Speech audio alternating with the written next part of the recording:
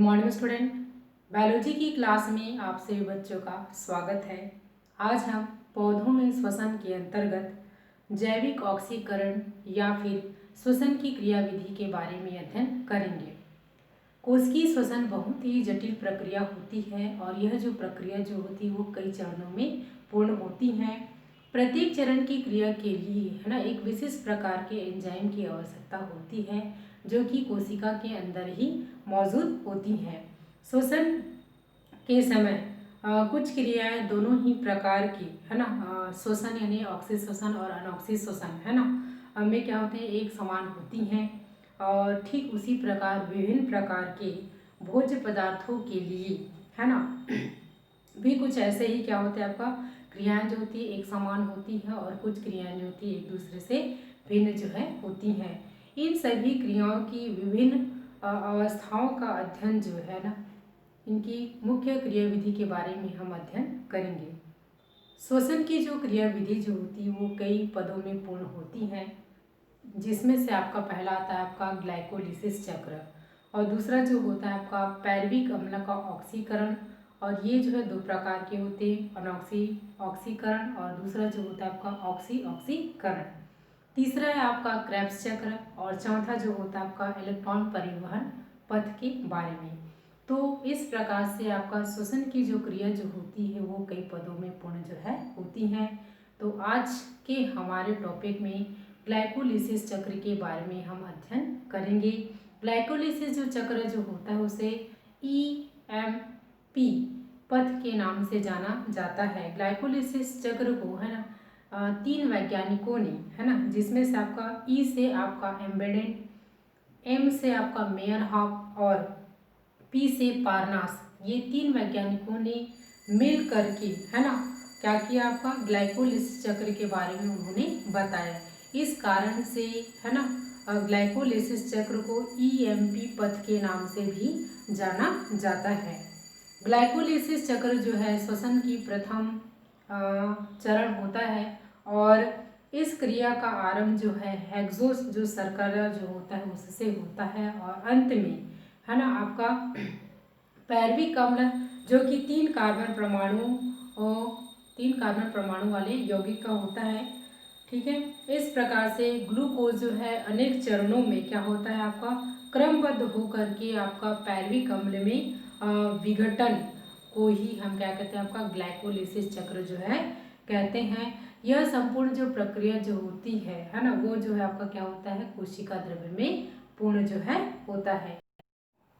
तो आइए हम ग्लाइकोलिसिस चक्र को हम उसे एक रेखा चित्र के माध्यम से अध्ययन जो है करते हैं।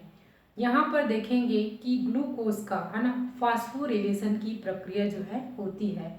यह ग्लाइकोलिसिस चक्र की क्या होती है आपका प्रथम अवस्था होती है, जिसमें है ना यहाँ पर आप देखेंगे कि ग्लूकोज जो होता है आपका है ना वो जो है आपका हेक्सोकाइनेज एंजाइम की उपस्थिति में ATP के साथ में क्रिया करके है ना यहाँ पर आप देख सकते हैं हेक्सोकाइनेज की उपस्थिति में ग्लूकोज जो है ATP के साथ में है ना क्रिया करके क्या बनाता है आपका ग्लूकोज 6 फास्फेट का क्या करता है आपका निर्माण जो है करता है। यहाँ पर जो ATP जो फास्फेट है ना समूह दाता का कार्य करता है, क्या करता है ATP जो है दाता का कार्य जो है करता है। तो हेक्सोस शर्करा के साथ में आपका फास्फेट समूह जो है क्या होता है आपका जुड़ता है, तो इसे ही हम क्या कहते हैं आपका फास्फोरिलेशन जो है कहते हैं। क्या कहते हैं आपका फास्फोरिलेशन जो है कहते हैं। दूसरे यहाँ पर देखेंगे आपका कि ग्लूकोज 6 फास्फेट जो है ना ग्लूकोज जो 6 फास्फेट जो होता है आपका फास्फोहेक्सो आइसोमेरेज एंजाइम की उपस्थिति में है ना क्या बनाता है आपका फैक्टोज 6 फास्फेट में क्या हो जाता है आपका परिवर्तित जो है हो जाता है। क्या हो जाता है आपका मतलब परिवर्तित जो है हो जाता है। ठीक है, ये था आपका प्रथम फास्फोरिलेशन। अब यहाँ पर देखेंगे इसके बाद आपका द्वितीय फास्फोरिलेशन अभिक्रिया में। तो यहाँ पर आप देखेंगे कि द्वितीय फास्फोरिलेशन में है ना फैक्टोज 6 फास्फेट जो होता है आपका ATP के साथ में है ना क्रिया करके आपका क्या बना लेता है आपका फैक्टोज 1,6 है ना फैक्टोज 1,6 फास्फेट का क्या करता है निर्माण जो है करता है। तो ये आपका क्या है, आपका द्वितीय फास्फोरिलेशन होता है। आगे के पद में हम देखेंगे विखंडन अभिक्रिया के बारे में। यहाँ पर आप देखेंगे कि फ्रैक्टोज 1,6 डाइफास्फेट जो है ना, फ्रैक्टोज 1,6 डाइफास्फेट जो होता है ना, आपका क्या होता है, आपका एल्डोलेस है ना एंजाइम की उपस्थिति में है ना, ये जो है क्या होता है आपका 3-फॉस्फोग्लिसरैल्डिहाइड में और आपका डाईहाइड्रोक्सी एसीटोन फास्फेट में क्या हो जाता है, अणु में मतलब क्या हो जाता है, ये टूट जाता है। ठीक है, आपको याद रखना है आपका फ्रैक्टोज 1,6 डाइफास्फेट जो है एल्डोलेस एंजाइम की उपस्थिति में 3-फॉस्फोग्लिसरैल्डिहाइड और डाईहाइड्रोक्सी एसीटोन फास्फेट में है ना क्या होता है, ये अणु में टूट जाता है। अब यहाँ पर आप देखेंगे कि डाईहाइड्रोक्सी एसीटोन जो फास्फेट जो होता है वो पुनः आपका 3-फॉस्फोग्लिसरैल्डिहाइड में क्या हो जाता है, आपका परिवर्तित जो है हो जाता है। तो इस प्रकार से यहाँ पर क्या होता है, विखंडन अभिक्रिया जो है होता है। आगे की हम प्रक्रिया में देखते हैं कि 3-फॉस्फोग्लिसरैल्डी जो हाइड जो होता है ना, आपका क्या होता है कि ये जो है ना आपका मतलब एंजाइम की उपस्थिति में ये जो है ना आपका किस में कन्वर्ट हो रहा है, आपका 1,3 डाईफॉस्फोग्लिसरैल्डिहाइड में मतलब जुड़ जाता है। तो यहाँ पर भी है ना, यहाँ पर ये जो है किससे क्रिया करता है, आपका NAD से क्रिया करता है ना, और ये जो है मतलब आपका 1,3 डाईफॉस्फोग्लिसरैल्डिहाइड का निर्माण जो है करता है। तो इस प्रकार से यहाँ पर फास्फोरिलेशन और आपका ऑक्सीडेटिव डिहाइड्रोजनेशन की क्रिया जो है होती है। आगे की प्रक्रिया में देखेंगे कि 1,3 डाईफॉस्फोग्लिसरैल्डी जो हाइड जो होता है ना, ये जो है मतलब क्या होता है आपका डिहाइड्रोजिनेज एंजाइम की उपस्थिति में है ना, डिहाइड्रोजिनेज की उपस्थिति में ADP के साथ में मतलब क्रिया करके जो है 1,3 डाईफॉस्फोग्लिसरिक एसिड का क्या करता है, निर्माण जो है करता है। आगे 1,3 डाईफॉस्फोग्लिसरिक एसिड जो है ना, 1,3 डाईफॉस्फोग्लिसरिक जो एसिड जो होता है ना, ये जो है ट्रांसफॉस्फोफोरिलेज एंजाइम की उपस्थिति में है ना, ये जो है 3-फॉस्फोग्लिसरिक अम्ल में क्या हो जाता है, परिवर्तित जो है हो जाता है। उसी प्रकार से 3-फॉस्फोग्लिसरिक एसिड जो होता है आपका 2-फॉस्फोग्लिसरिक एसिड में आपका क्या हो जाता है, परिवर्तित हो जाता है। यहाँ पर म्यूटेज एंजाइम जो है कार्य जो है करता है।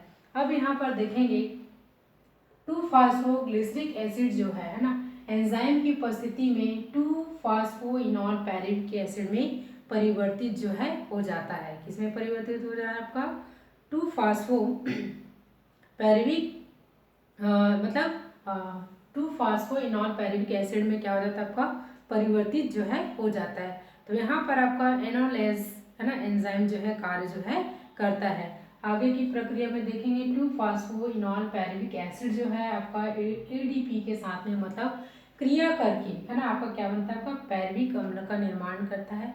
और ये जो पैरविक अम्ल जो होता है वो 3 कार्बन परमाणु वाला उत्पाद होता है। ठीक है, तो ग्लाइकोलिसिस चक्र में है ना क्रिया जो है कहाँ से प्रारंभ होता है, आपका हेक्सोज शर्करा से प्रारंभ होता है और अंतिम में जो उत्पाद जो बनता है वो क्या होता है, आपका पैरविक एसिड का निर्माण जो है होता है।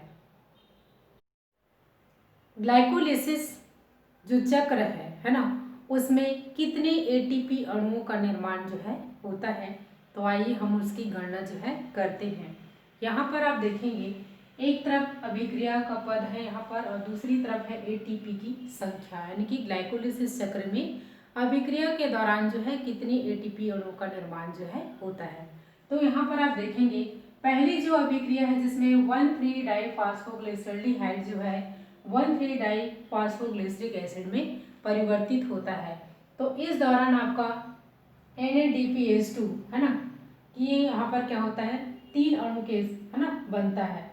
तो ये क्या हो जाएगा आपका सामने कितना आपका 2 यहाँ 3, तो ये कितना आपका हो जाएगा 3 दूनी 6, यानी कि यहाँ पर कितने ATP अणुओं का निर्माण होता है, आपका 6 ATP अणुओं का निर्माण जो है होता है।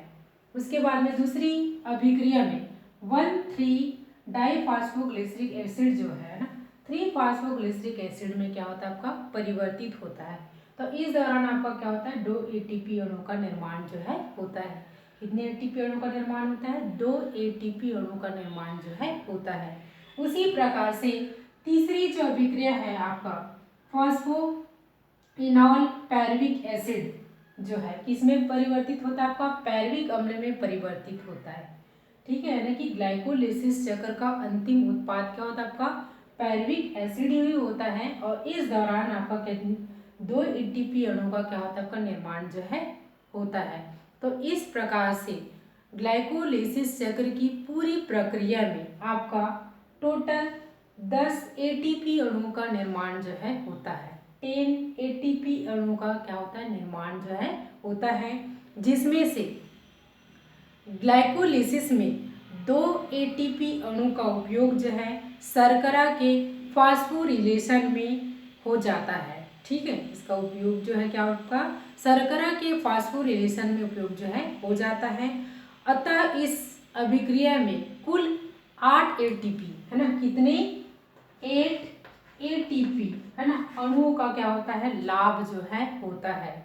तो आपको कभी परीक्षा संबंधित यदि प्रश्न पूछा जाता है कि ग्लाइकोलिसिस चक्र में है ना कितने एटीपी अणुओं का निर्माण जो है होता है, तो आपको बताना है 8 एटीपी अणु का निर्माण जो है होता है या 8 एटीपी अणु का लाभ जो है होता है। तो इस प्रकार से आपका है ना श्वसन की क्रियाविधि का ये प्रथम चरण होता है, जो कि आपका क्या कहलाता है आपका ग्लाइकोलिसिस चक्र या फिर EMP पाथवे जो है कहलाता है। धन्यवाद।